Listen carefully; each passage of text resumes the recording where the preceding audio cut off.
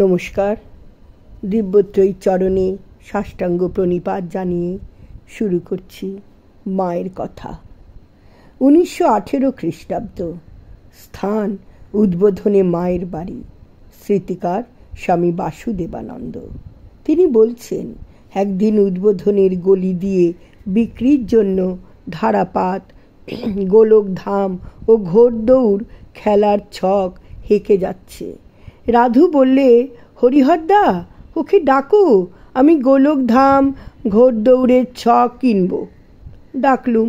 মা ঘোড়দৌড়ের ছক দেখে বললেন, সংসারেও এমনি শেষ রক্ষেই রক্ষে। বেশ সারা জীবন চলে গেল, কিন্তু শেষটা অসুখ বিসুখ, রোগ ভোগ, শোক তাপ, কত কি জ্বালা। ঠাকুরের কৃপা থাকলে শেষটাও বেশ উতরে যায়।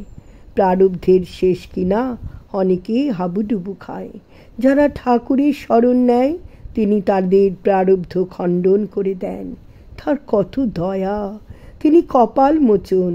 তবে খুব যাদের প্রারব্ধ তাদের একটু টালমাটাল খাইয়ে তারপর ভোগ থেমে যায়।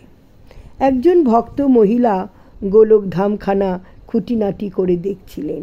মাকে জিজ্ঞাসা করলেন, মা, এইরকম সব লোক আছে নাকি? মা বললেন, আছে বই কি মা। যতক্ষণ অজ্ঞান ততক্ষণ এইসব ভানুমতির খেল তো আছেই।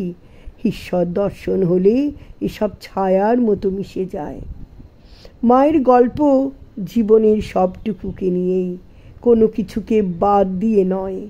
নগেন্দ্রবালা সিংহ কলকাতায় মায়ের কাছে দীক্ষা নিতে এসেছেন। ছোট্ট 12-13 বছরের মেয়ে, সদ্য বধূ। শৌখিন কাচের চুড়ি তখন নতুন উঠেছে। চুড়িওয়ালারা রেশমি চুড়ি বলে রাস্তা দিয়ে হেঁকে যায়। নগেন্দ্রবালার সামনে রাধুদিকে দিয়ে চুড়িওয়ালাকে ডাকালেন শ্রীমা। ডাকিয়ে বললেন, বৌমাকে চুড়ি পরিয়ে দাও, এক এক হাতে 6 গাছি করে পরাও। নানান রঙের চুড়ি, লাল, নীল, সাদা, সবুজ, হলদে। রাধু বলল, না, এক রঙের হোক। মা বললেন, না, এর একখানা তার একখানা পরাও।